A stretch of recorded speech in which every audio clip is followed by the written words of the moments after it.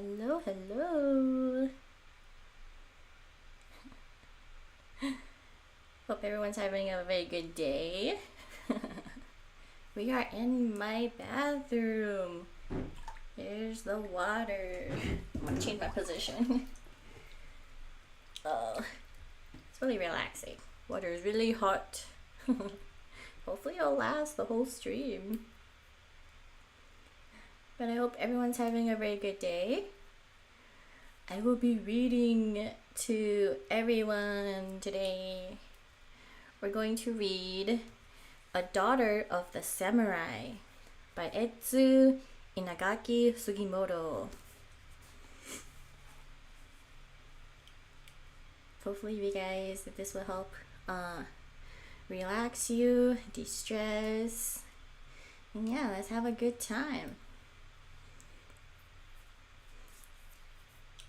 Let's start by reading the back summary of the book. I'm say so. If you think it says, it's on you, buddy. Alright, so for the back, so this book is like a memoir slash autobiography, and it says, A Daughter of the Samurai offers an elegant account of a world that had all but vanished by the time Etsu Inagaki Sugimoto put pen to paper. In her Baguli memoir, Sugimoto chronicles her childhood in the frozen Nagaoka region of Japan, where she grows up in a high-ranking samurai family in the aftermath of the Meiji Restoration that stripped the samurai class of many of its privileges. Although originally destined to be a Buddhist priestess, and at age of 12, she becomes engaged by a family arrangement to a Japanese merchant in Cincinnati, Ohio. To prepare for her new life in the United States, Etsu attends a Methodist school in Tokyo, where she studies English. In 1898, she boards a ship and leaves the only land she has ever known. An emissary of her native culture, even while she is fascinated by American customs, Sugimoto keenly observes the two worlds she inhabits. Sugimoto's profound, poignant, and sometimes wry perceptions continue to resonate with authenticity and insight to this day. Oh. Hello, Just Forish. Yes. We're all very comfy and relaxed, here to de-stress. So yeah, I was intrigued by this book because remember, I am adopted to a couple here on Earth. I remember, and they told me that I was originally from the moon. I am a lost moon princess. So, coming from one what would you say? One culture to another. Let's see how Miss Sugimoto deals with her transition and her journey, and how would that reflect on ours. Yeah, here we go. I put in the title that we would try to go through 7 chapters, but we'll see how far we go. And we'll be doing commentaries here and there. Alright, here are my pages. Chapter 1, Winters in Echiko. Japan is often called by foreign people a land of sunshine and cherry blossoms. This is because tourists generally visit only the eastern and southern part of the country, where the climate is mild all year round. On the northwest coast, the winters are long, snow often covering the ground from December to March or April. That is true! I've been to Japan and I've only been to the eastern and southern parts. I really want to go check out Hokkaido and Okinawa though. In the province of Echiko, where was my home, winter usually began with a heavy snow which came down fast and steady until only the thick round ridge poles of our thatched roofs could be seen. Then groups of coolies with straw mats over their shoulders and big woven hats that looked like umbrellas, came and with broad wooden shovels cut tunnels through one side of the street to the other. The snow was not removed from the middle of the street all winter. It lay in a long pile, towering far above the housetops. The coolies cut steps, for they were carrying snow at intervals all winter, and we children used to climb up and run along the top. We played many games there, sometimes pretending we were knights, rescuing snowbound village, or fierce brigands stealing upon it for an attack. Oh, children, so innocent. But a still more exciting time for us was before the snow came, when the entire town was making preparations for winter. This always took several weeks, and each day as we went to and from school, we would stop to watch the coolies busily wrapping the statues and small shrines along the street in their winter clothing of straw. The stove lanterns and all of the trees and bushes of our gardens were enclosed in straw, and even the outside walls of the temples were protected by sheets of matting fastened on the strips of bamboo or immense nettings made of straw rope. Every day, the streets presented a new appearance, and by the time the big carved lions at the temple steps were covered, we were a city of grotesque straw tents of every shape and size, waiting for the snow, and that would bury us in for 3 or 4 months. I know how that feels, because remember, we grew up in the snow mountains as well. Most large houses have thatched roofs with wide eaves, but the shops on the streets had shingled roofs weighted with stones to prevent avalanches when the snow began to melt in the spring. Above all, the sidewalks extended a permanent roof, and during winter, their sidewalks were enclosed by walls of upright boards with an occasional panel of oiled paper, which turned them into long halls where we could walk all over town in the stormiest weather, entirely protected from wind and snow. These halls were dim, but not dark, for light shines through snow pretty well, and even at the street corners where we crossed through the snow tunnels, it was light enough for us to read good-sized characters. Many a time, coming home from school, I have read my lessons in the tunnel, pretending that I was one of the ancient sages who studied by snowlight. Oh, what a scenery that depicted. The book is about me? Oh, is it? I don't know. It's pretty close, pretty close. Echiko, which means behind the mountains, is so shut off from the rest of Japan by the long Kiso range that during the early feudal days, it was considered by the government only a frozen outpost, suitable as a place of exile for offenders too strong in position or influence to be treated as criminals. To this class belonged reformers. In those days, Japan had little tolerance for reforms either in politics or religion, and an especially progressive thinker at court or a broad-minded monk was branded as equally obnoxious and sent to a desolate spot where ambitions would be permanently crushed. Most political offenders that were sent to Echiko either filed the graves at the little cemetery beyond the execution ground or lost themselves in some simple home among the peasants. Our literature holds many a pathetic tale of some rich, entitled youth who, disguised as a pilgrim, wanders through the village of Echiko, searching for his lost father. The religious reformers fared better, for they generally spent their lives in working quietly and inoffensively among the people. Some founders of new Buddhist sects, exiled for a long time, were men of great ability, and gradually their beliefs spread so widely that Echiko became known all over Japan as the stronghold of Reformed Buddhism. Oh ho! From earliest childhood, I was familiar with priest tales and was accustomed to seeing pictures of images cut on the rocks or carved figures standing in caves on the mountainsides, the work of the tireless hands of those ancient monks. Ooh, I would love to go see this. My home was in the old castle town of Nagaoka, Our household consisted of my father and mother, my honored grandmother, my brother, my sister, and myself. There was Jia, my father's head servant, and my nurse, Ishi, besides Keen and Toshi. Several other old servants came and went on occasions. I had married sisters, all in distant homes except the eldest, who lived about half a day's jinrikisha ride from Nagaoka.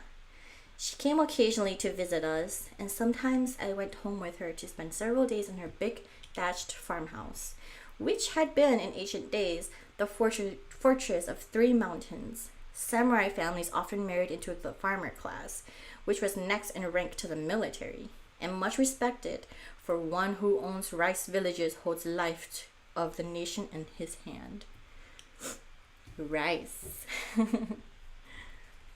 We lived just on the edge of the town in a huge rambly house that had been added from time to time ever since I could remember. As a result, the heavy thatched roof sagged at the gable joinings. The plaster walls had numerous jogs and patches, and the many rooms of various sizes were connected by narrow, crooked halls that twisted about in a most unexpected manner. Surrounding the house, but some distance away, was a high wall of broken boulders topped with a low, solid fence of wood. The roof of the gateway had tipped up corners and patches of moss on the brown thatch. It was supported by immense posts between which swung wooden gates with ornamental iron hinges that reached halfway across the heavy boards. On each side there extended, for a short distance, a plaster wall pierced by a long, narrow window with wooden bars. The gates were always open during the day, but if at night there came knocking and the call, "Tanomo, Tanomo," I asked to enter.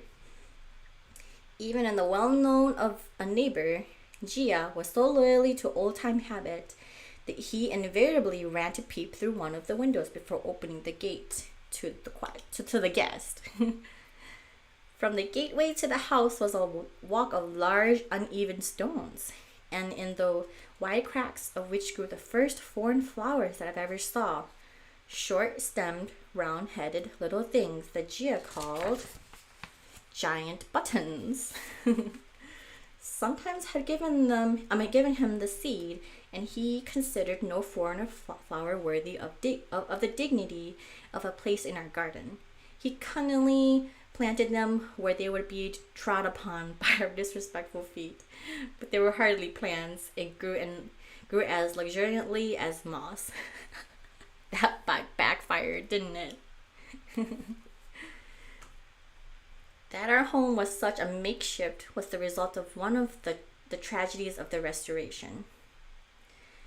Echiko province was one of those that had believed in the dual government. To our people, the Mikado was too sacred to be in touch with war or even annoying civil matters. And so they fought to uphold the shogun power to which, for generations, their ancestors had been loyal. And at that time, my father, Karo, or first counselor of the daimate of Nagaoka, a position which he had held since the age of 7, when the sudden death of my grandfather had left it vacant. Because of certain unusual circumstances, my father was the only executive in power, and thus it was during the wars of the Restoration that he had the responsibility and duties of the office of daimyo. Oh, so it just fell upon him. At the bitterest moment that Nagaoka ever knew, Echiko found herself on the defeated side. When my mother learned that her husband's cause was lost and he taken prisoner, she sent her household to a place of safety. And then, to prevent the mansion from falling into the hands of the enemy, she with her own hands set fire to it, and from the mountainside watched it burn to the ground. After the stormy days of war were past, and father finally was free from the governorship, which he had been directed to retain until the central government became stabilized, he gathered together the remains of his family estate, and after sharing with his now fish-on-land retainers, he built this temporary home on the site of his former mansion. Then he planted a mulberry grove on a few acres of land nearby and prided himself on having leveled his rank to the class of farmer. Men of samurai rank knew nothing about business.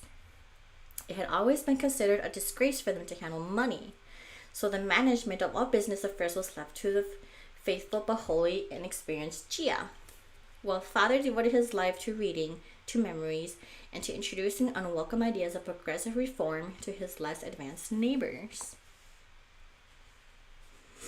My father, however, held on to one extravagance, the formal once in 2 years journey to the capital, which before the restoration the law required a man of his position, was now changed to an informal annual trip, which he laughingly called Window Toward Growing Days. The name was most appropriate, for this yearly visit of my father gave his whole family a distant view of progressing Japan. Because the wonderful world pictures he also brought us gifts of strange unknown things. Trinkets for the servants, toys for the children, useful house articles from mother, and often rare imported things from much honored grandmother. Jia always accompanied father on these trips, and in his position as business manager, came in contact with tradesmen and heard many tales of the methods of foreigners in dealing with Japanese. The cleverness of the foreign business system was acknowledged by everyone, and although frequently disastrous to the Japanese, it aroused admiration and desire to imitate. A more honest soul than Jia had never lived, but in his desire to be loyal to the interests of much-loved master, he once got our family name into a tangle of disgrace, that took months of time and much money to straighten out. Indeed, I doubt if the matter was ever clearly understood by any of the parties. I know it was a sore puzzle to Jia as long as he lived. It happened in this way. Dun dun dun. Jia became acquainted with a Japanese man who, as agent for a foreigner, was buying up cards of silkworm eggs from all the villagers around. Such cards were prepared by having painted on them with a special ink the name or crest of the owner. Then the cards were placed beneath the butterflies, which lay on them their small seed-like eggs by the thousands. The cards were finally classified and sold to dealers. Oh, is that how they did it? Interesting. As my father's mulberry grove furnished food for many of the silkworms in nearby villages, his name was a good one for the agent to use, and poor Jia, delighted to be doing business in the clever new way, was of course a willing tool. The man prepared the cards to the value of hundreds of yen, all marked with my father's crest. Probably he pocketed all the money anyway. The first we knew of the affair was when a very tall, red-faced foreign man in strange pipe-like garments called to see my father. How will I remember that important day? Sister and I, with moistened fingertips, melted tiny holes in the paper doors to peep in the wonderful stranger. We knew it was rude and low class, but it was the opportunity of a lifetime. I guess everyone reacts like that when you see like a foreigner. I have no reason to think that foreign man was in any way to blame, and possibly, the agent also thought that he was only competing in cleverness with the foreigner. So many things were misunderstood in those strange days. Of course, my father, who had known absolutely nothing of the transaction, paid the price and made good his name, but I doubt if he ever understood what it all meant. This was one of the many pathetic attempts made in those days by single-minded vassals whose loyal, blundering hearts were filled with more love than wisdom. In the long wintry evenings, I was very fond of slipping away to the servants' hall to watch the work going on over there and to hear stories. One evening, when I was about 7 years old, I was hurrying along the zigzag porch leading to the part of the house when I heard voices mingling with the thuds of soft snow behind or being thrown from the roof. It was unusual to have the roof cleared after dark, but Gia was up there, arguing with the head coolie and insisting that the work must be done that night. "At the rate the snow is falling," I heard him say, "it will crush the roof before morning." One of the coolies muttered something, and it's being time for temple service, and I noticed the dull tolling of the temple bell. However, Gia had his way, and the men went on with the work. I was astonished at the daring of the coolie, who had ventured to question Gia's command. To my childish mind, Gia was a remarkable person, who was always right and whose word was law. But without my respect for his wisdom, I loved him with all my heart, and with reason, for he was never too busy to twist up a straw doll for me or to tell me a story as I sat on a garden stone watching him work. The servants' hall was a very large room. One half of the board floor had straw mats scattered here and there. It was the part where the spinning, rice grinding, and various occupations of the kitchen went on. The other half, where rough and untidy work was done, was of hard clay. In the middle room was the fireplace, a big clay-lined box sunk into the floor, with a basket of firewood beside it. From a beam high above hung a chain from which swung various implements used in cooking. The smoke passed out through an opening of the center of the roof, above which was a small extra roof to keep out the rain. As I entered the big room, the air was filled with the buzz of work mingled with chatter and laughter. In one corner was a maid grinding rice for tomorrow's dumplings. Another was making padded shrub cloths out of an old kimono. Two others were tossing from one to the other the shallow basket that shook the dark beams from the white. And a little apart from the others sat Ishi, whirling her spinning wheel with a little tapping stick. "Come here, Itsubo-sama," called a soft voice. It was Ishi. She had moved over onto the mat, leaving her cushion for me. She knew I loved to turn the spinning wheel, so she pushed the cotton ball into my hand, holding her safely over it. I can yet feel the soft pull of the thread slipping through my fingers as I whirled the big wheel. I'm afraid that I spun a very uneven thread, and it was probably fortunate for her work that my attention was soon attracted by Gia's entrance. He pulled a mat over to the clay side of the room, and in a moment was seated with his foot stretched out, holding between his toes one end of the rope he was twisting out of rice straw. "Gia-san," called Ishi, "we have an honored guest." Gia looked up quickly, and with a funny bobby bow above his stretched rope, he smilingly held up a pair of straw shoes dangling from a cord. "Ah!" I cried, jumping up quickly and running across the clay floor to him. "Are they my snowshoes? Have you finished them?" "Yes, Itsubo-sama," he answered, putting in his hand a pair of small straw boots. "And I have finished them just in time. This is going to be the deepest snow we have had this year. When you go to school tomorrow, you can take a shortcut, straight over the brooks and fields, for there will be no roads anywhere."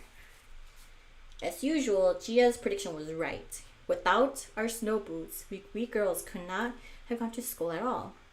Moreover, his persistence with the coolies had saved our roof, for before morning 5 feet more of snow filled the deep-cut path and piled on top of the long white mountain in the street.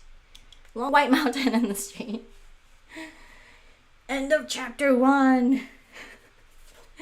I'm going to reposition my foot because my foot fell asleep. Oh my gosh. Guess we'll do a chat break between chapters. Oh. My right foot is asleep. How are you liking the story?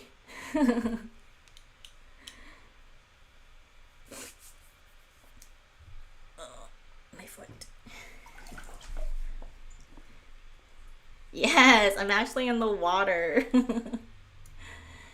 Bro, Kuro don't lie. Kuro don't lie. I'm committed. Oh, my foot.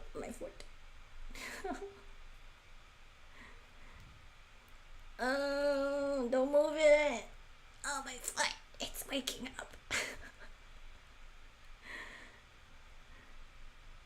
How's your day going, Palm Star? After my foot wakes up, we'll continue. Don't drown. I told you my bathtub is shallow. there's no way I can drown. Oh my goodness, my foot. Eat.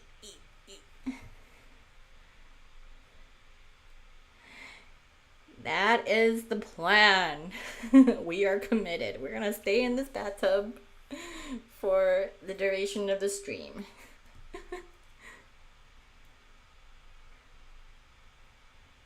How will I swim back home? I guess if I float on my back, then I just waddle. I can't swim head down. I'd have to float on my back and then move that way. Yeah, that's dedication. That's what we do. That's what we do. So bring your friends so we can reach 1,000 subs and do this ice bath. I'm not gonna stay in that ice bath for 2 hours though. Maybe just 20 minutes to half an hour. Holy moly. No way. Do you like the acoustics of the bathroom? Okay. Okay, foot is awake. Get some holy water.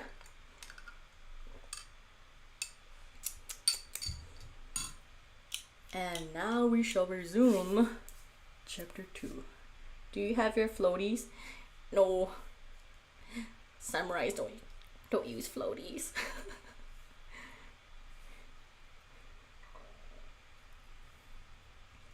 Now this is my bathtub.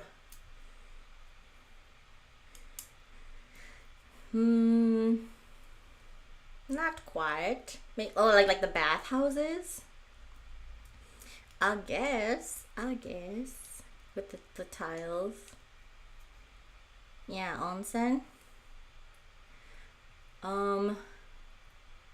Did you know there's a difference between onsen and sento baths? Did you know that? Have you heard of sento baths?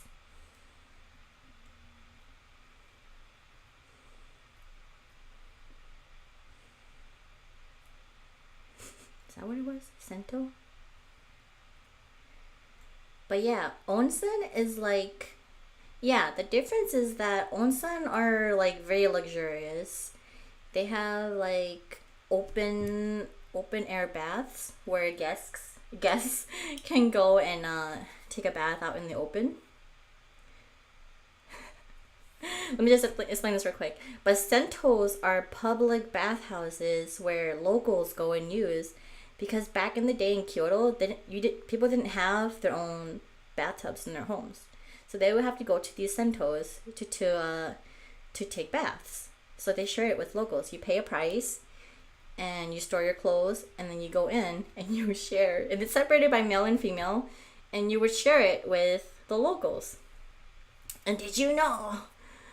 The last time I went to Japan, I rented a place. I stayed in the place in Kyoto that didn't have a bathroom, and I had to go use a sento. And oh my gosh, I've never washed myself that fast, because I was surrounded by the locals, and I'm very, very self-conscious. Yeah. And yeah, I never had to take a bath so fast in my life. I didn't even go in the bath. I just stayed by the sink area, or like the one area where they have like all these spouts and you take one to like wash yourself. I only stayed there. I washed myself and then I left. Where you're supposed to soak yourself in the bath for a few minutes. I'm like, no, I'm not brave enough. Culture shock. And the whole time my head was down. I'm like, I can't look at everybody else. And then I left. And I stayed at that place for 4 days. 4 days.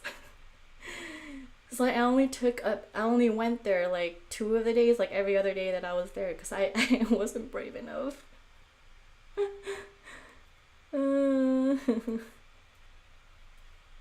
Maybe. But yeah, there's difference between onsen and sento. Sentos are for locals to take a bath, and onsen are like luxurious, where you like stay at for like vacations.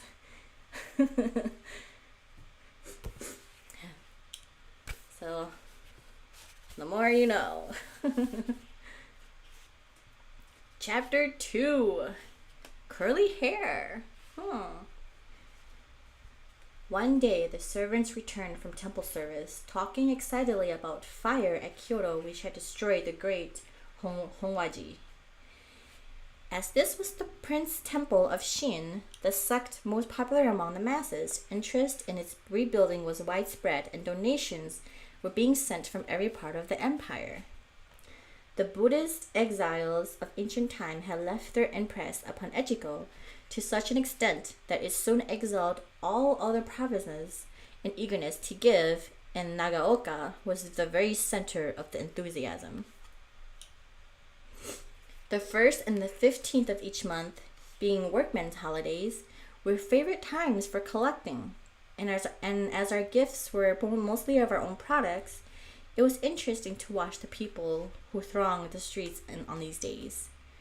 Besides our own townsfolk, each one carrying a basket or bundle, groups kept coming every hour of the day from the mountains and from neighboring villages. There were men laden with bunch of hemp and coils of rope, or with bundles of bamboo poles, the long ends trailing on the ground as they walked. Women from weaving villages weighted down with bolts of silk or cotton, and farmers pulling long carts piled high with bales of the 5 grains: rice, millet, wheat, oats, and beans, with the farmer's wife, frequently with a baby on her back, pushing at the end. All these gifts were taken to a large building put up on purpose for them, and every day the collective grew. One day, Ishii and I were standing just within our big gateway, watching the people go by. I noticed that almost every woman had her head wrapped in a blue and white towel that servants wear when dusting or working in the kitchen. Why does everybody wear tenugui on the streets? I asked.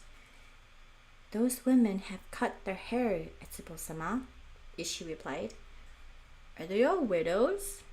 I asked in astonishment, for it was the custom for a widow to cut off her hair at the neck and bury half of it with her husband, and other half being kept until her own death. I thought I had never seen so many widows in my life, but I soon learned that these women had cut off most of their hair, that it might be braided into a huge rope to be used in drawing the lumber for the important central beam of the new temple. Our own servants had cut big bunches from their heads, but with more moderate enthusiasm than that of the peasant class, they had retained enough to dress it so as to cover their bald crowns. One of the maids, however, in religious fervor, had cut off so much that she had to postpone her marriage for 3 years, for no girl could marry with short hair. Not a man of those days would be brave enough to risk the ill omen of taking a bride with the cut hair of a widow. Our family did not belong to the Shin sect of Buddhists, but every woman, of whatever sect, wanted to have a part in the holy cause, so each of us added a few strands. The hair was taken to the building where the donations were kept and braided into long, thick ropes. Then, just before the removal to Kyoto, all the gifts were dedicated with an elaborate religious ceremony. It seemed to my childish mind that almost everybody in the world came to Nagaoka that day. Most certainly the nearby country district and all of the neighboring villages had emptied themselves into the narrow streets through which Ishii took me on our way to the temple. But at last we were stationed in a safe place, and I stood walking tight to her hand and looking up wonderingly at the great shrine of the gold and black lacquer, which was placed high on an ox cart just in front of our temple entrance. The carving doors were wide open, showing the calm-faced Buddha standing with folded hands. Excuse me. Surrounding the base of the shrine, gradually widening and spreading above it, was a delicate framework representing the 5 colored clouds of paradise. Oh! Many, many lotus blossoms of gold and silver, pink, purple, ew, and orange twisted through the carved clouds and seemed to float in the air. It was wondrously beautiful. The 2 oxen loaned by proud farmers for this occasion were almost covered with strips of bright colored silk, dangling in long, fluttering streamers from horns and harness. Suddenly, there was a moment's hush. Then, with the returning sound of multitude of voices mingled the beating of gongs and the shrill piping of temple music. "Look, Etsubo-sama," said Ishi. "The sacred Buddha is starting on the tour of appreciation. It is the first time in many years that the Holy One has come forth from the temple altar. Today is a great day." As the oxen strained and pushed against the big wooden yoke, and the shrine with the gilded Buddha began to move, a low murmur of "Namu Amida Butsu," which is Hail Great Buddha, breathed through the air. With deep reverence, I bowed my head and folded my hands together. I too whispered the holy words. "Namu Amida Butsu." 2 long twisted rows of cloth, purple and white, were fastened to the front of the broad cart and reached far past the oxen to the chanting priest in front. These ropes were held by the eager hands of many men and boys, women and girls, some with babies on their backs, and little children of all ages. I saw a playmate. "Ishi, Ishi," I cried, so excited and I almost tore her sleeve. "There is Sadako-san holding the rope. Oh, may I walk beside her and hold the rope too? Oh, may I?" "Hush, little mistress. You must not forget to be gentle. Yes, I will walk with you. Your little hand shall help the holy Buddha." And so we walked in the procession, Ishi and I. Never in my life, perhaps, shall I experience an hour more exalted than when we passed through those narrow streets behind the solemn chanting priest, my hands clasped about the pulling cord of the great swaying, creaking cart, and my heart filled with awe and reverence. The services of dedication I recall very mistily. The new building was crowded in huge pyramids of donations of every kind. The shrine was carried in and placed before a purple curtain with a big swastika crest on it. They were marching, chanting priests in gorgeous robes with crystal rosaries around their folded hands. There was the fragrance of incense, the sound of soft temple drums, and everywhere low murmurs of "Namu Amida Butsu."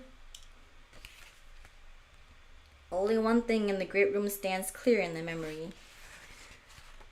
On the platform in front of the altar, with the holy Buddha just above, was the huge coil of jet black rope, made of the hair of thousands of women. My mind went back to the day when I thought I was seeing so many widows in the street, and to our servants with their scanty hair just over bald crowns. And then, with the pang of humiliation, I recall the day of our offering was sent. For besides the long, glossy, straight wisps of my sister's hair, lay a shorter strand than curved into ugly, mortifying waves. Even after all these years, I felt a bit of pity for the little girl who was myself, when I remember how many bitter trials she had to endure because of her wavy hair. Curly hair was not admired in Japan, so although I was younger than my sisters, on hairdressing day, which came 3 times in 10 days, I was placed in the care of the hairdresser as soon as she came into the house. This was unusual, for the eldest should always be attended to first. Immediately after the shampoo, she would always be She saturated my hair with almost boiling hot tea mixed with some kind of stiffening oil. Then she pulled the hair back as tight as possible and tied it. Thus I was left while she dressed the hair of my sisters. By the time my whole head was stiff and eyebrows pulled upwards, my hair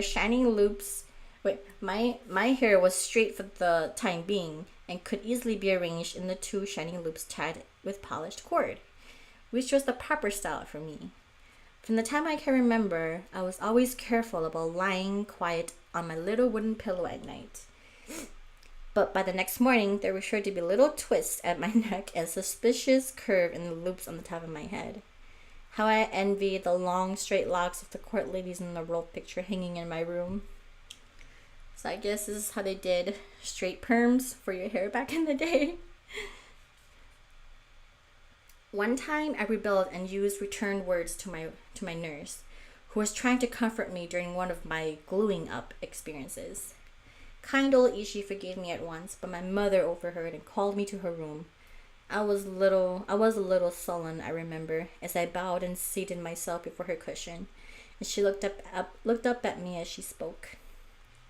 "Etsuko," she said, "do you not know that curly hair is like animals' hair? A samurai's daughter should not be willing to resemble a beast." I was greatly mortified and never again complained of the discomfort of hot tea and scented oil. On the day of my 7th year celebration, I experienced humiliation so deep that it still aches me to think of it. This celebration is a very important event in my life of a Japanese girl, as much so as her debut party is to an American young lady. All our women relatives were invited to a great feast. There I, in a beautiful new gown, occupied the place of honor. My hair had been elaborately arranged, but the day was raining, and I suppose some persistent small strands had escaped their stiff prison. For I overheard one of my aunts say, "It's a shameful waste to put a beautiful dress on Etsu. It only attracts attention to her ugly twisted hair." How deeply a child can feel. I wanted to shrivel to nothingness inside the gown of which I had been so proud, but I looked straight ahead and did not move. The next movement, when Ishi came in with some rice and looked at me, I saw the pain in her eyes, and I knew that she had heard. That night, when she came to undress me, she had not removed the little blue and white towel that all Japanese servants wear over their hair when they work. I was surprised, for it is not polite to appear before a superior with the head covered, and Ishi was always courteous. I soon found out the truth. She had gone to the temple as soon as the dinner was over, and cutting off her splendid straight hair, and had placed it before the shrine, praying to the gods to transfer her hair to me. My good Ishi, my heart thanks her yet for her loving sacrifice. Who shall say that God did not pity the simple soul's ignorant, loving effort to save from humiliation the child she loved? At any rate, her prayer was answered when in later years, the hand of fate turned my steps toward a land where my curly hair no longer caused me either sorrow or shame. That's gotta be tough. When you have to live up to expectations like that. Okay. Not both my feet are asleep. Hold on. Oh my goodness. Alright, let's wait a bit.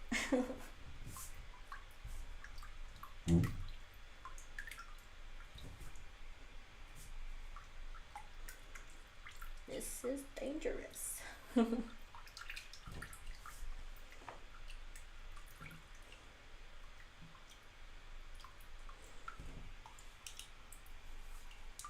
Are you still there?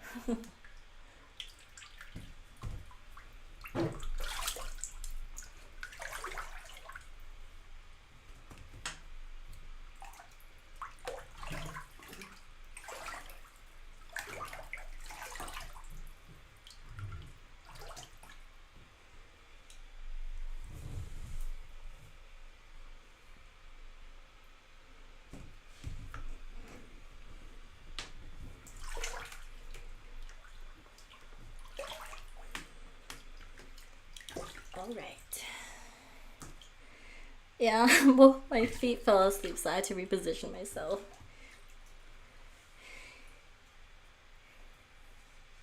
And you know, like when your feet fall asleep, you can't feel it. I was trying not to injure myself since I couldn't feel my feet.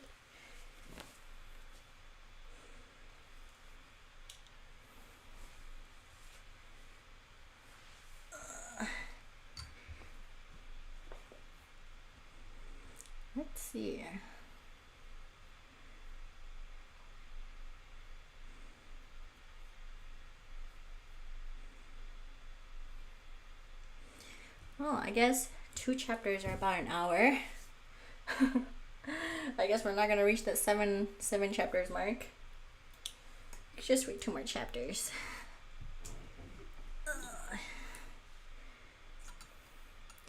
Did you have lunch yet?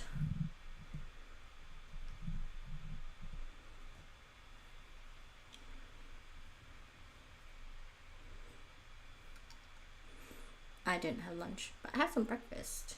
Hopefully it'll last me till I go get some lunch.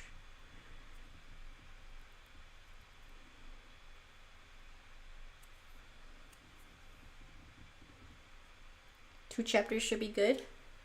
So, done for the day? Or do you mean 2 more chapters should be good? But yeah, how are you enjoying the story?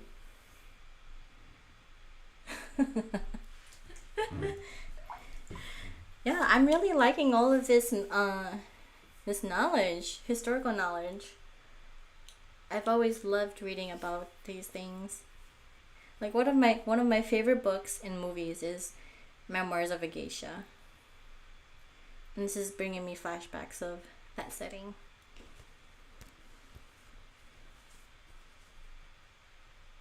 Have you seen that movie? Yeah, two more chapters would be good.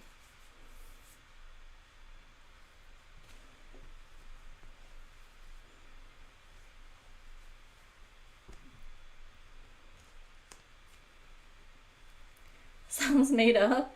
Memoirs of a Geisha? It's a real book and a real movie based on real events.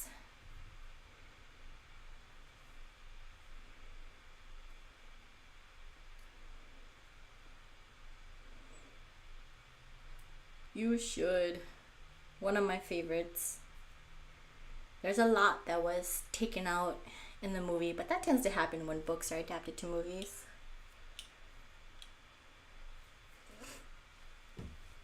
I tried to catch a glimpse of a geisha when I was in Japan. No luck. They walk too fast.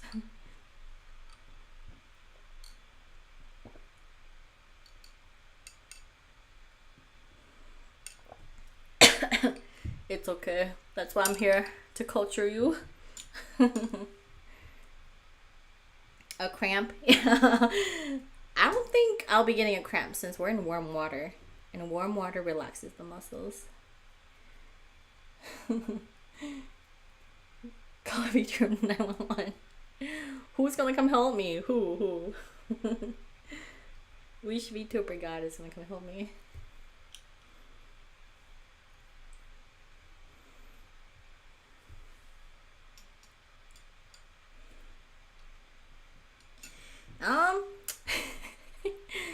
I knew that would happen, so I use like super hot. I feel the tub is super hot water. I'm like, this better last 2 hours. So far, it's still warm. So far, it's lukewarm. So it should last for another hour. It's not good to stay in cold water. You'll get sick.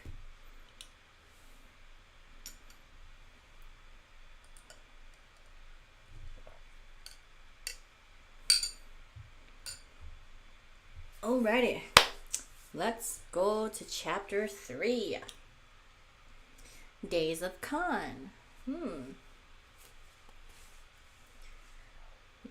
We did not have kindergartens when I was a child, but long before the time when I could have been admitted to the new after the 6th birthday school, I had acquired a goodly foundation for later start of history and literature.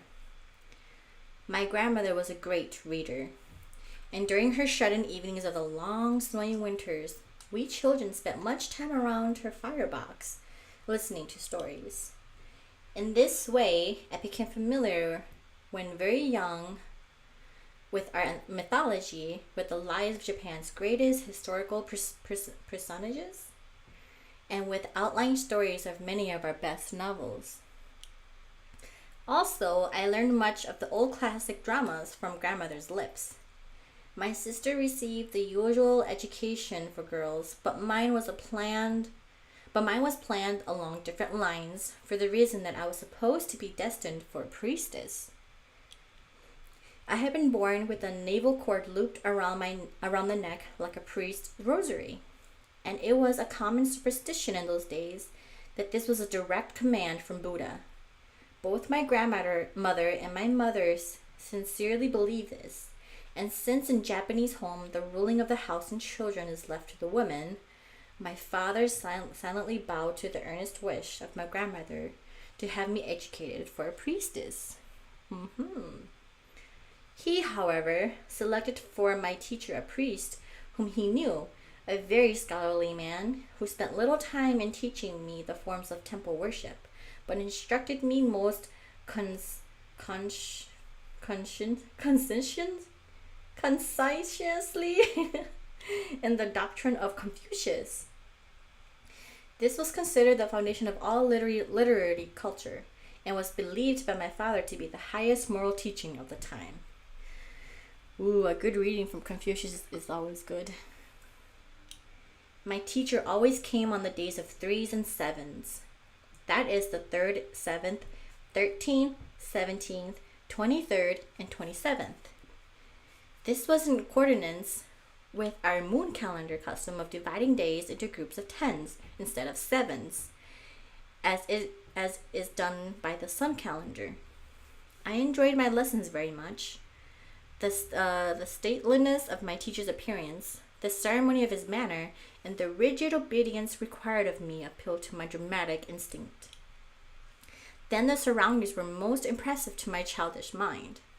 The room was always made ready with special care the day of my lessons, and when I entered, invariably I saw the same sight. I close my eyes now, and all is clear, as if I had seen it about an hour ago. The room was wide and light, and was separated from the garden porch by a row of sliding paper doors crossed with slender bars of wood. The black bordered straw mats were cream-colored with time, but immaculate in their dustliness. Books and desks were there, and in the sacred alcove hung a roll picture of Confucius. Before this was a little teakwood stand from which rose a curling mist of incense. On one side sat my teacher, his flowing gray robes lying in straight, dignified lines about his folded knees, a band of gold brocade across his shoulder, and a crystal rosary round his left wrist. His face was always pale, and his deep, earnest eyes beneath the priestly cap looked like wells of soft velvet. He was the gentlest and the saintliest man I ever saw. Years after, he proved with a holy heart and a progressive mind can climb together, for he was excommunicated from the Orthodox Temple for advocating a reformed doctrine that united the beliefs of Buddhism and Christianity. Whether through ancient or design, this broad-minded priest was the teacher chosen for me by my broad-minded though conservative father. My studies were from books intended only for boys, as it was very unusual for a girl to study Chinese classics. My first lessons were from the 4 books of Confucius. These are Daigaku, which is great learning, which teaches the wise use of knowledge leads to virtue. Chuyo, which is the unchanging center, which treats of the unalterableness of universal law.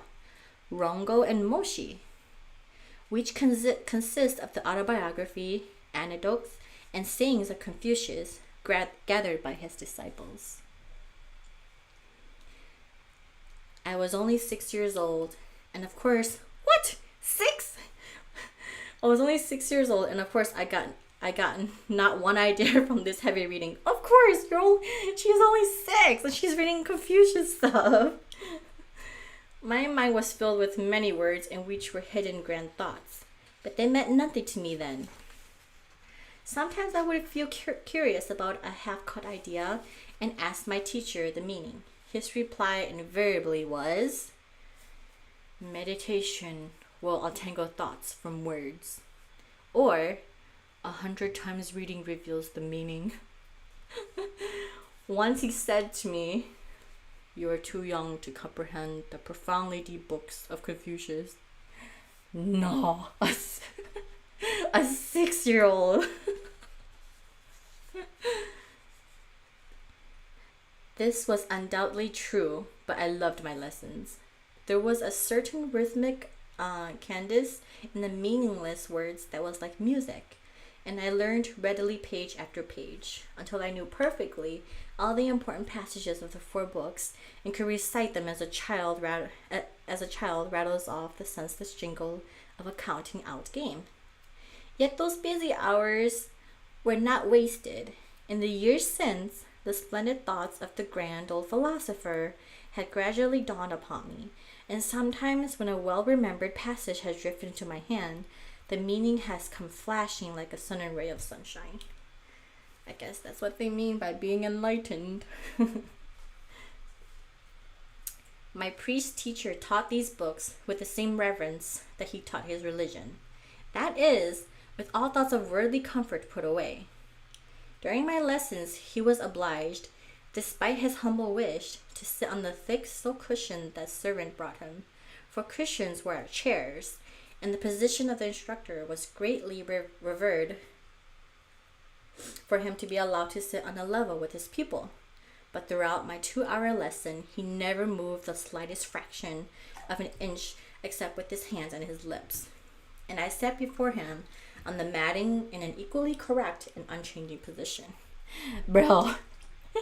And here I am in the bathtub with my feet constantly falling asleep and moving around.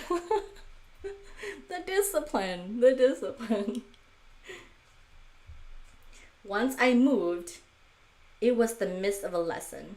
For some reason, I was restless and swayed my body slightly, allowing my folded knees to slip a trifle from the proper angle. The faintest shade of surprise crossed my instructor's face. Then very quietly he closed his book, saying gently but with a stern air, "Oh boy. Little miss, it is evident that your mental attitude today is not suited for study. You should retire to your room and meditate."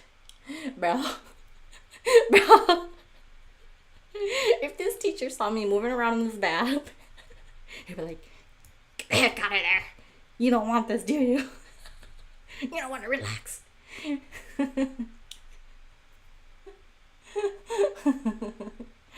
No, I will go through with this. Just 2 more chapters. I guess this is self-discipline in a way.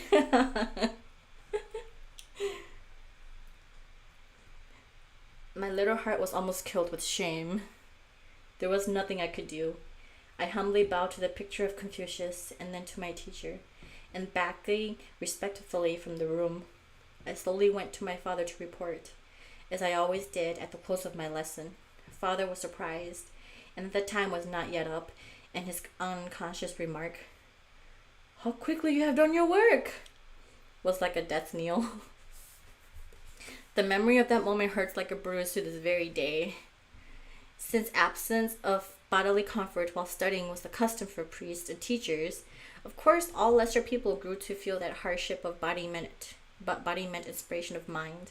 For this reason, my studies were purposely arranged so that the hardest lessons and longest hours came during the 30 days of midwinter, which the calendar calls the coldest of the year. Oh. The 9th day is considered the most severe, so we were expected to be especially earnest in our study on that day. Oh, so strict. I well remember a certain 9th day when my sister was about 14 years old. She was preparing to be married. 14? Therefore, the task selected for her was sewing. Mine was penmanship. In those days, penmanship was considered one of the most important studies for culture. This was not so much for its art, although it is true that practicing Japanese penmanship holds the same intense artistic fascination as does the painting of pictures. but it was believed that the highest training of mental control came from patient practice and the complicated brushstrokes of character writing. Kanji. A careless or perturbed state of mind would always betray itself in the intricate shading of ideographs, for each one requires absolute steadiness and accuracy of touch. Thus, in careful guidance of the hand were we children taught to hold a leash in mind. Bro, I've tried writing kanji with a brush. I can't do it. I'm not patient enough. Your leg is sleeping, not me. Well, good. Stay awake and get educated. I'm trying to sit in a position where my feet won't fall asleep. With the first gleam of sunrise on this 9th day, Ishi came to wake me. It was bitterly cold. She helped me dress, and then I gathered together the materials for my work, arranging the big sheets of paper in a pile on my desk and carefully wiping every article in my ink box with a square of silk. Reverence for learning was so strong in Japan at the time that even the tools we used were considered almost sacred. I was supposed to do everything for myself on this day, but my kind Ishi hovered around me, helping in every way she could without actually doing the work herself. Finally, we went to the porch overlooking the garden. The snow was deep everywhere. I remember how the bamboo grove looked with its feathery tops, so snow-laden that they were like widespread umbrellas. Once or twice, a sharp crack and a great soft fluff of spurting snow against the gray sky told that a trunk had snapped under its too heavy burden. Ishi took me on her back and, pushing her feet into her snow boots, slowly waded to where I could reach the low branch of a tree, from which I lifted a handful of perfectly pure, untouched snow, just from the sky. This I melted to mix from my penmanship study. I ought to have waited to get the snow myself, but Ishi did. Yeah, up here in the snow mountains, we see this view all the time. Snow everywhere. Since the absence of bodily comfort meant inspiration of mind, of course I wrote in a room without a fire. Our architecture is of tropical origin, so the lack of the little brazier of glowing charcoal brought the temperature down to that of outside. Japanese picture writing is slow and careful work. I froze my fingers that morning without knowing it until I looked back and saw my good nurse softly crying as she watched my purple hand. The training of children, even of my age, was strict in those days, and neither she nor I moved until I had finished my task. Then, Ishi wrapped me in a big padded kimono that had been warmed and hurried me into my grandmother's room. There I found a bowl of warm, sweet rice gruel made by my grandmother's own hands. Tucking my chilled knees beneath the soft padded quilt that covered the sunken firebox, I drank the gruel, while Ishi rubbed my stiff hand with snow. Of course, the necessity of this rigid discipline was never questioned by anyone. But I think that, because I was a delicate child, it sometimes caused my mother uneasiness. Once I came into the room where she and father were talking. "Honorable husband," she was saying, "I'm sometimes so bold as to wonder if Etsubo's studies are not a little severe for a not too strong child." My father drew me over to his cushion and rested his hand gently on my shoulder. "We must not forget, wife," he replied, "the teaching of a samurai home. The lioness pushes her young over the cliff and watches it climb slowly back from the valley without one sign of pity, though her heart aches for the little creature. So only can it gain strength for its life work." Ooh, tough love. Because I was having the training and studies of a boy was one of the reasons why my family got into the habit of calling me Etsubo. The termination bo being used for a boy's name, as ko is for a girl's name. But my lessons were not confined to those for a boy. I also learned all the domestic accomplishments taught taught my sisters sewing, weaving, embroidery, cooking, flower arranging, and the complicated etiquette of ceremonial tea. Nevertheless, my life was not all lessons. I spent many happy hours in play. With the conventional order of old Japan, we children had certain games for each season. The warm, damp days of early spring, the twilight evenings of summer, the crisp, fragrant harvest time, or the clear, cold snowshoe days of winter. And I believed I enjoyed every game we ever played. From the simple wintry evening pastime of throwing a threaded needle at a pile of rice cakes to see how many each of us could gather on her string, to the exciting memory contest with our various games of poem cards. Poem cards, wow! We had boisterous games, too, in which a group, all girls, of course, would gather in some large garden or on a quiet street where the houses were hemmed in behind hedges of bamboo and evergreen. Then we would race and whirl in the fox woman from the mountain, or hunting for hidden treasure. We would shout and scream as we tottered around on stilts in the forbidden boy game of riding the high-stepping bamboo horse, or the hopping game of the one-legged cripples. But no outdoor play of our short summers, nor any indoor game of our long winters, was so dear to me as were stories. The servants knew numberless priest tales and odd jingles that had come down by word of mouth from past generations. And Ishi, who had the best memory of the readiest tongue of them all, possessed an unending out stories from her untiring lips.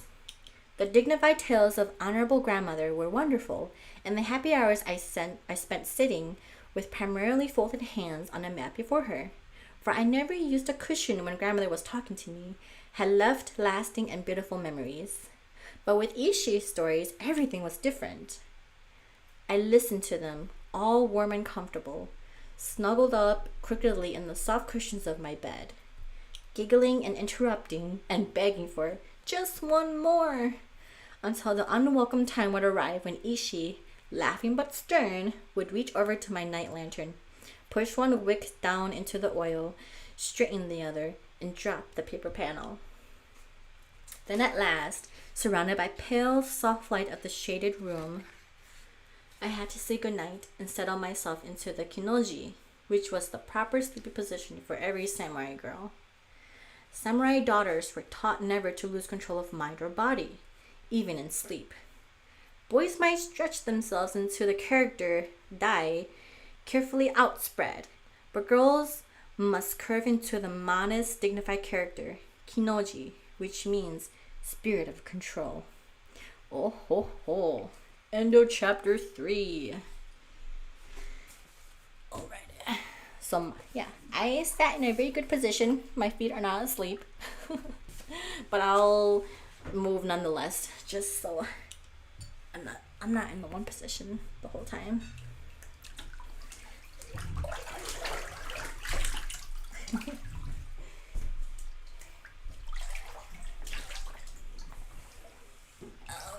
All right.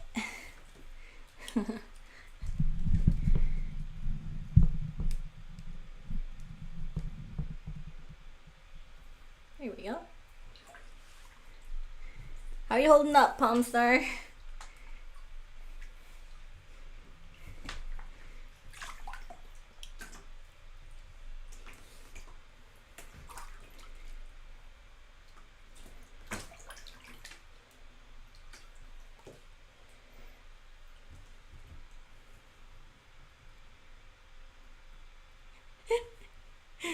It's not sus unless you make it sus. I'm simply moving around.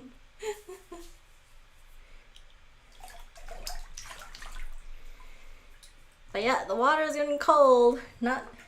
So yeah, one more chapter. By the end of the next chapter, I'm sure we'll be cold.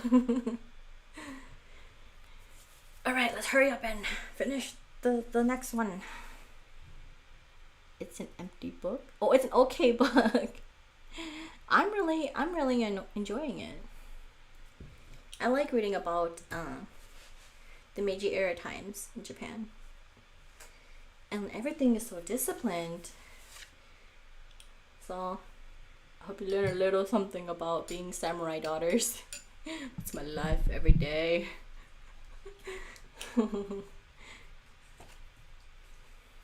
All right. Some water, some holy water.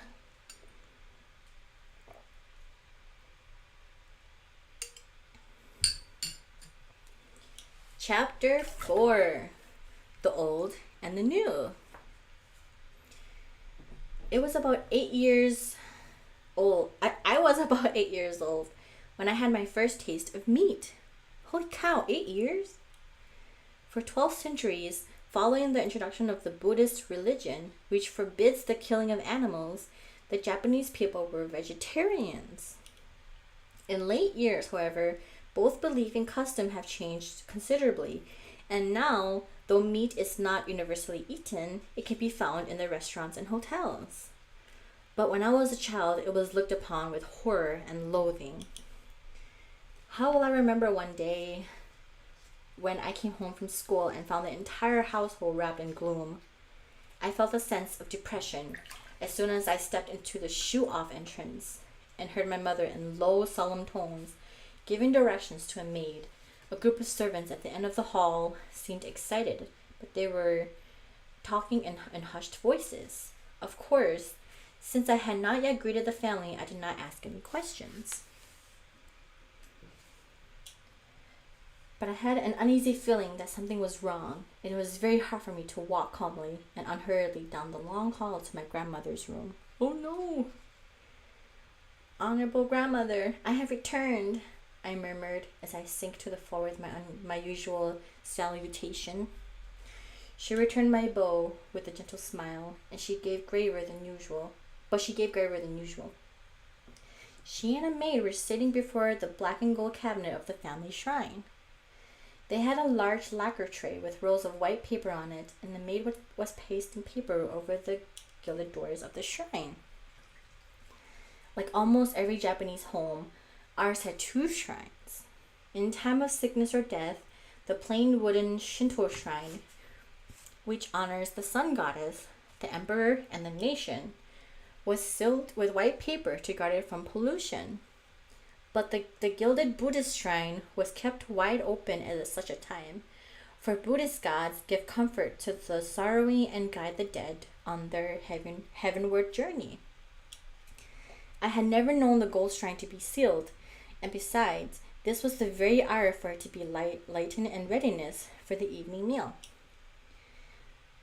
That was always the pleasantest part of the day, for after the first helping of our food had been placed on a tiny lacquer table before the shrine, we all seated ourselves at our separate tables and ate, talked, and laughed, feeling that the loving hearts of the ancestors were also with us. But the shrine was closed. What could it mean? I remember that voice trembled a little as I asked, Honorable grandmother, is anybody going to die? I can see now how she looked, half amused and half shocked. Little Etsuko, she said, you talk too freely like a boy. A girl should never speak with abrupt unceremony. Pardon me, honorable grandmother, I persisted anxiously, but it is not the shrine being sealed with the pure paper of protection. Yes, she answered with a little sigh, and said nothing more. I did not speak again, but sat watching her bent shoulders as she leaned over, unrolling the paper for the maid. My heart was greatly troubled. Presently, she straightened up and turned to me. Your honorable father has ordered his household to eat flesh, she said very slowly. The wise physician who follows the path of the Western barbarians told him that the flesh of animals will bring strength to his weak body, and also will make the children robust and clever like the people of the Western Sea. The ox flesh is to be brought into the house in another hour, and our duty is to protect the holy shrine from pollution. That evening we ate a solemn dinner with meat in our soup. But no friendly spirits were with us, for both shrines were sealed. Grandmother did not join us. She always occupied the seat of honor, and the vacant place looked strange and lonely. That night, I asked her why she had not come. I would rather not grow as strong as a Westerner, nor as clever, she answered sadly. It is more becoming for me to follow the path of our ancestors. My sister and I confided to each other that we liked the taste of meat. But neither of us mentioned this to anyone else, for we both loved grandmother, and we knew our disloyalty would sadden her heart. The introduction of foreign food helped greatly to break down the wall of tradition, which shut our people away from the world of the West. But sometimes the change was made at a great cost. This could not be otherwise, for after the restoration, many samurai suddenly found themselves not only poor, and at the same time separated entirely from the system that had given them support, but also bound as firmly as ever to the code of ethics, for that centuries had taught them utter contempt for money. The land was flooded, during those first years, with business failures. For many of these men were young, ambitious, and eager to experiment with new customs. Such a one was Mr. Toda, a friend and neighbor, who often came to shoot on our archery grounds with my father, or to take horseback rides with him in the mountains. I liked Mr. Toda very much, and could not understand why grandmother seemed to feel that his ideas were too progressive and informal. Where did I get the book? I ordered it online. Yeah, you can get it online. One day, when he and father were having a game of archery, they stopped to argue about business plan. I was nearby trying to ride on the back of my father's big white dog, Shiro. After I had had a more severe tumble than usual, Mr. Toda picked me up and stood me very near the grassy bank against which was placed the large round target with its broad rings of black and white. Putting the big bow in front of me, he held my arms while I shot. The arrow struck the target. I really liked to do archery too. I've tried it a few times, but my upper body is not as strong. I can't shoot that arrow very far. Best done, he shouted. You will make a great warrior, little mistress. You are your father's son after all. Holy cow, this really is us, isn't it? Did you guys know my name, Kuro? I'm called Kuro because I have 8 older brothers. I am the 9th child, and Kuro can also mean 9 or 9th son. So my parents named me 9th son. I am their 9th son. My father laughed as he told the story that night. I felt very proud, but mother looked thoughtful and grandmother shook her head sadly.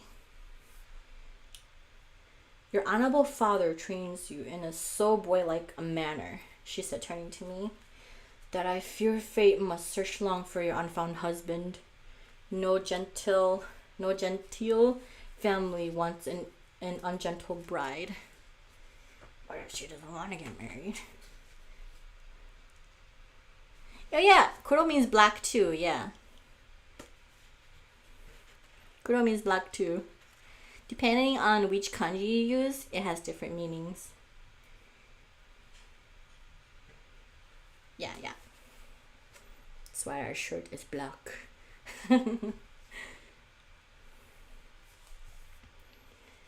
And so, even in our pleasant family, there was a continual hidden battle between old and the new.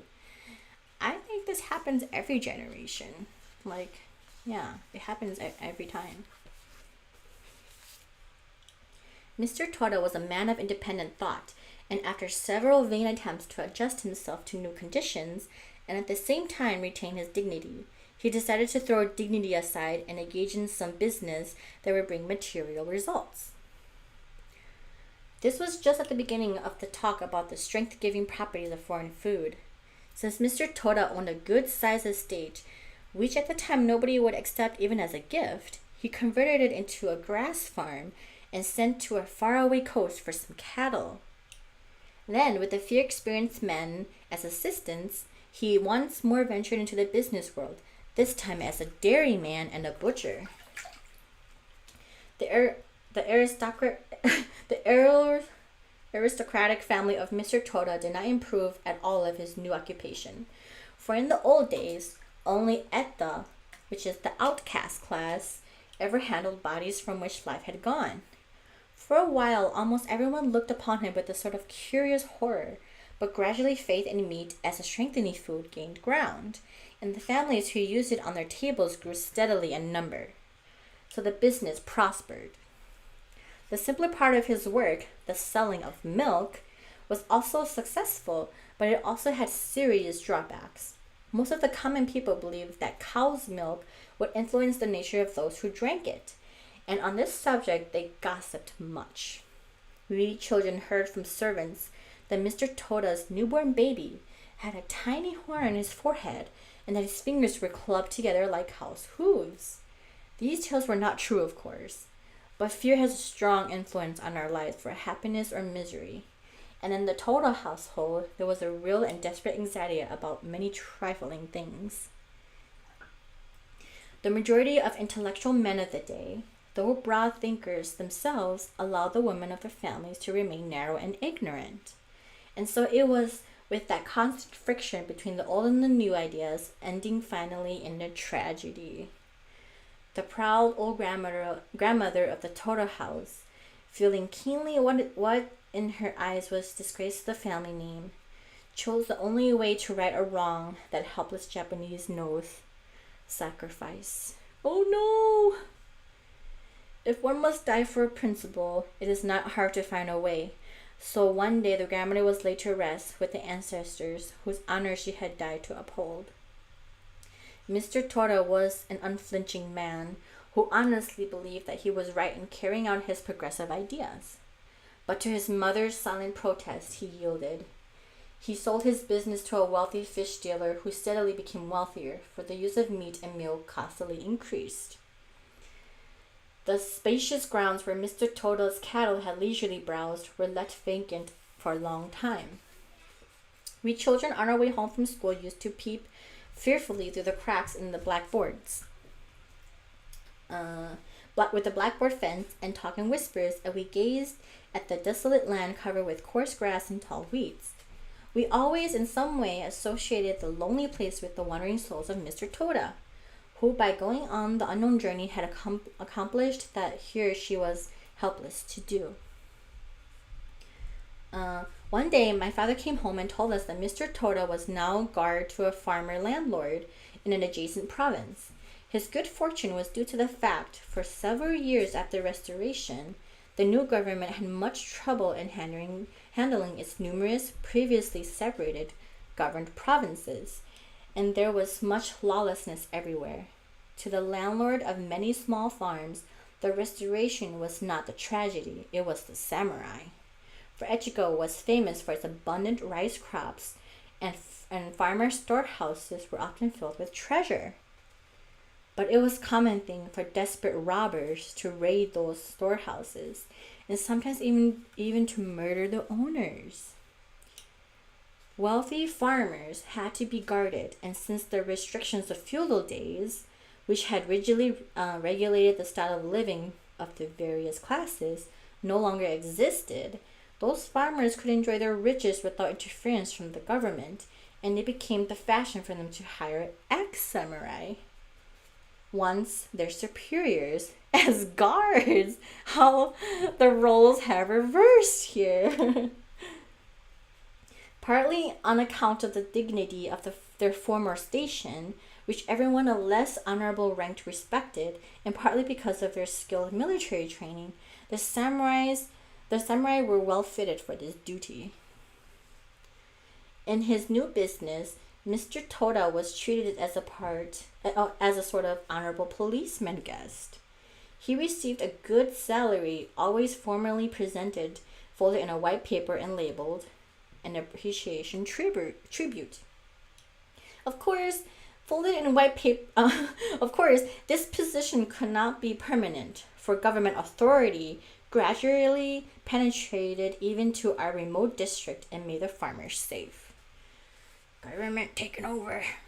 The samurai's duties. We next heard that Mr. Toda had become a teacher in a test school of newly organized public school system. His associate teachers were mostly young men, proud to be called progressive, and affecting a lofty disdain for the old culture of Japan. The old samurai was sadly out of place, but being a philosophical bent and not without a sense of humor, he got along very well until the Department of Education made a rule that no one should be accepted as a teacher unless he held a normal school diploma. To go through the required schooling and be examined by those whom he considered only conceited youths of shallow brain would have been too humiliating to a man of Mr. Toda's age. Learning and culture. He refused and turned his attention to one of the most elegant accomplishments, penmanship. He made beautiful ideographs for the trademarks so frequently seen on the curtains that hang from the eaves of Japanese shops. He also copied Japanese poems for folding screens and rolled pictures, and even wrote inscriptions for the banners of Shinto shrines. Yeah, man, I've been saying that samurais are they're like self-made freelancers. They always find new ways to do business with their artistic skills. Changes came to our family, which separated us from the Todas, and it was several years later I learned that they had moved to Tokyo.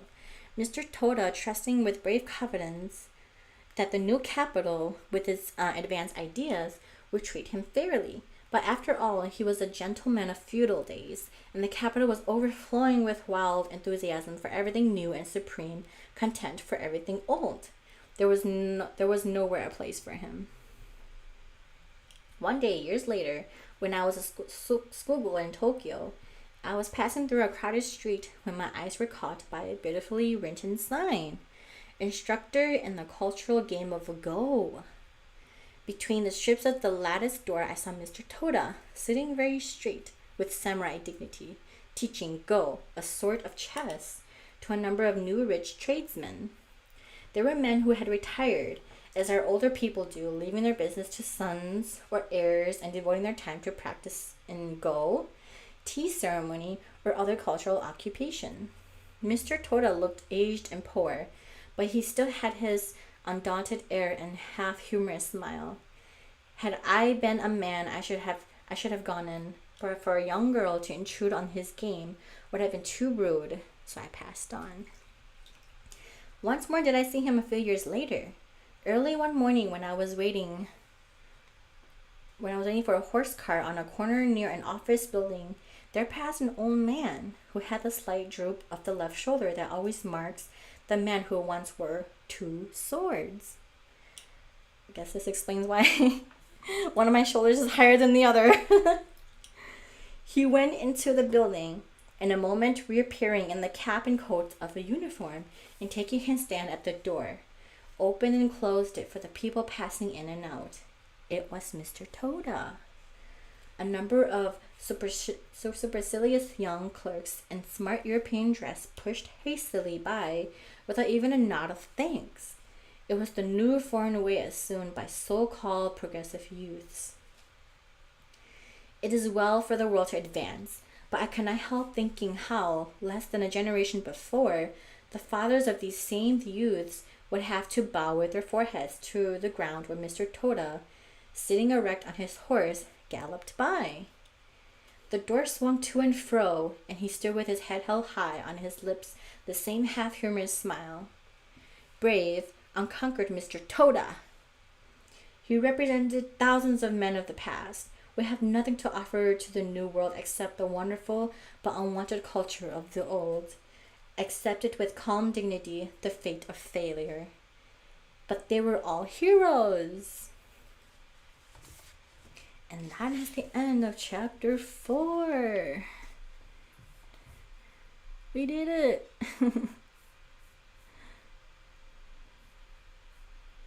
Woo. See how long chapter 5 is.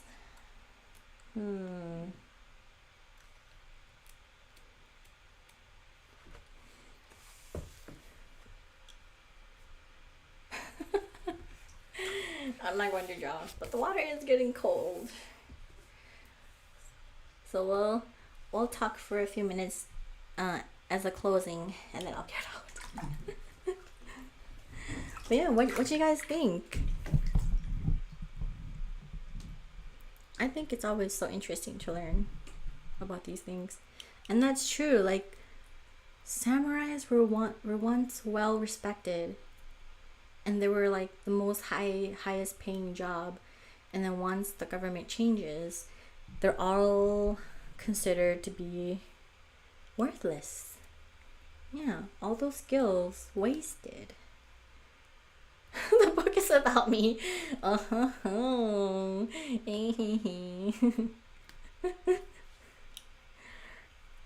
It is very closely representative of us. Of me. I hope you learned something, some new interesting facts of samurais and the old Japanese times. I'm hoping to visit Japan again, and to go visit Kyoto again, and go to the more local areas to see more of these old buildings and art.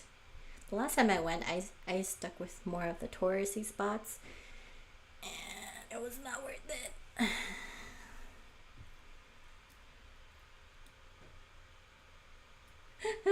I'm a time traveler. Am I though, or am I just keeping true to the old times?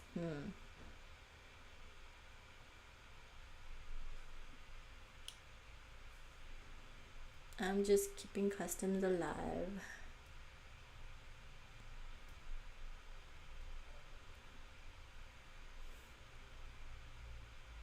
And the ways of samurai could be practiced by anyone. It's basically just self-discipline. Honing your skills and being disciplined.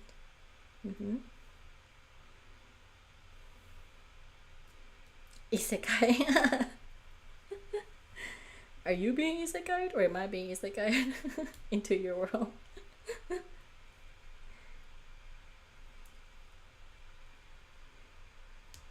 I didn't drown. Don't worry. I'm just trying to squint at what chat's saying.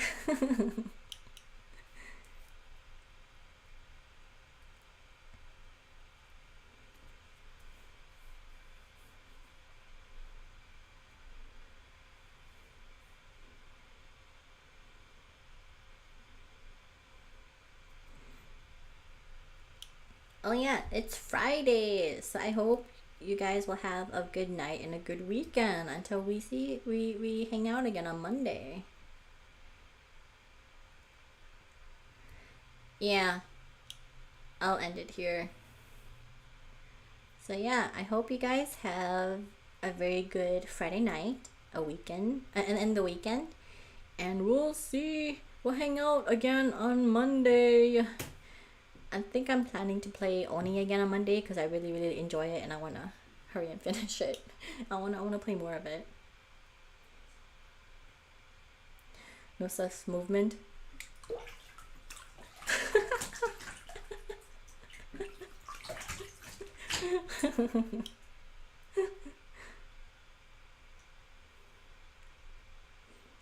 You'll love it.